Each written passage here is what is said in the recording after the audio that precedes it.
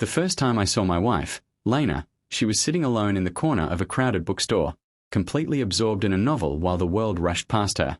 She looked peaceful in a way that made me stop walking. 3 years later, she walked toward me in a white dress, smiling through nervous tears as she promised we would never stop choosing each other. For 7 years, we kept that promise. Life wasn't glamorous.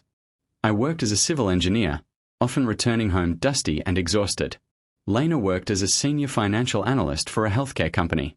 Her job demanded long hours during quarterly reports, and mine demanded patience with endless construction deadlines. Somehow, we always found each other at the dinner table, sharing stories over homemade pasta or burnt takeout. She wore her wedding ring constantly. Whenever I joked that she'd probably forget her own name before forgetting that ring, she'd laugh and tap it against a coffee mug. "It reminds me who I'm working for," she'd say. Those words became part of our marriage. Then everything slowly changed. Her company announced a major internal audit. Suddenly, there were late office rounds 2 or 3 nights each week. She came home exhausted, smelling faintly of expensive perfume that wasn't hers. She blamed coworkers hugging goodbye after stressful shifts. I wanted to believe her. Trust had always been easier than suspicion. One rainy Tuesday, as she hurried out the front door, she paused, slipped off her wedding ring, and placed it carefully inside the cup holder of her car. I noticed because she'd never done that before. "You forgot your ring," I called. She smiled without meeting my eyes. "It distracts me during these late rounds. I keep twisting it when I'm stressed. Leaving it here helps me focus." The explanation sounded reasonable. Mostly. Still, something about the way she avoided my gaze stayed with me long after her taillights disappeared into the rain. That night I couldn't sleep. Not because she'd left the ring. Because she'd left behind the habit that had defined us for nearly a decade. And somewhere deep inside me, a quiet fear began asking questions I wasn't ready to answer. Over the next month, the ring remained in the car every evening Lena claimed she had late office rounds. Each morning she slipped it back on before coming inside after work, smiling as though nothing had changed. I hated myself for noticing. I hated myself even more for wondering why. Every explanation I imagined felt unfair. Relationships survive because people choose trust, I reminded myself. Yet trust becomes fragile when small mysteries pile up into impossible patterns. Then came Friday. My own project ended early, and I decided to surprise Lena with dinner near her office. Her building was dark. The security guard politely informed me that the finance department had left before 6. It was nearly 9. My stomach tightened. I called her. No answer. 10 minutes later she texted. "Still working. Almost done." The lie landed heavier than I expected. Instead of driving home, I parked across the street. 45 minutes later, I saw her. She wasn't leaving the office. She walked out of a nearby hotel beside a man wearing a navy suit. They weren't holding hands. They weren't kissing. But they looked comfortable together in the effortless way people become after spending hours alone. Lena laughed at something he said. I hadn't heard that laugh in months. My chest ached. They stopped beside his car. He reached toward her face, brushing a loose strand of hair behind her ear. She didn't pull away. I couldn't breathe. Before I realized what I was doing, I stepped out of my car.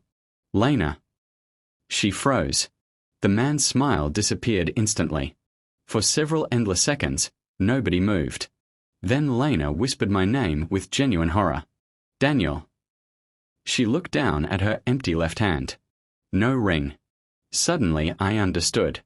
The ring hadn't distracted her. It identified her. She had left it behind so strangers, and perhaps someone specific, would believe she belonged to no one. The drive home happened in silence. Neither of us spoke. Some betrayals don't arrive with dramatic confessions. Sometimes they arrive quietly, in the empty space where a wedding ring should have been. The truth came slowly, almost painfully, because Lena refused to let me fill the silence with assumptions. The man from the hotel was Victor, an outside consultant hired during the audit. They had spent weeks reviewing financial records together.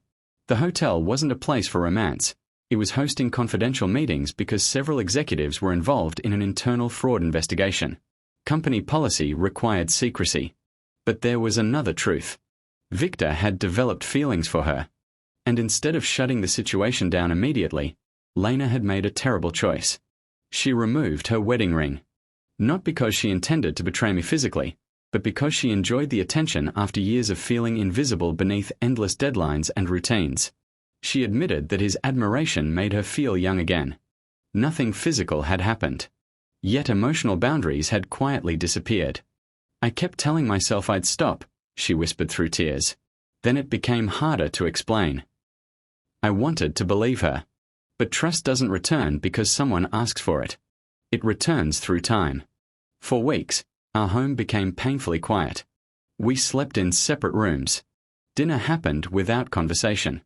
Friends assumed work had exhausted us. Only we knew our marriage was hanging by threads. One evening, I opened the glove compartment to move insurance papers. Her wedding ring rolled into my palm. Its gold surface reflected the porch light. For several minutes, I simply stared at it. It had become more than jewelry. It represented every promise we'd made and every excuse we'd accepted. Lena found me sitting in the driveway. She didn't ask for forgiveness. She simply sat beside me. I miss us, she said. I closed my hand around the ring. So do I. For the first time since everything collapsed, we cried together instead of separately.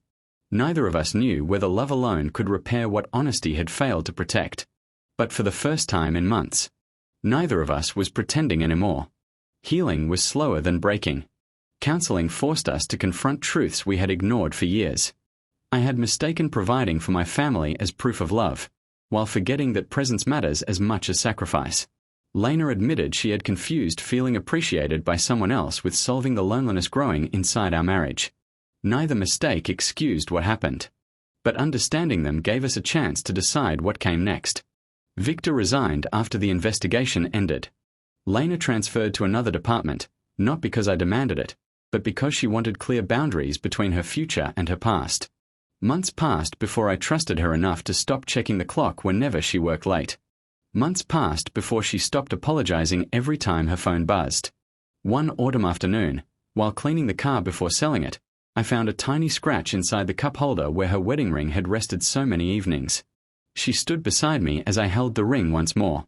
"This car carried too many secrets," she said softly. I nodded. Then I slid the ring onto her finger.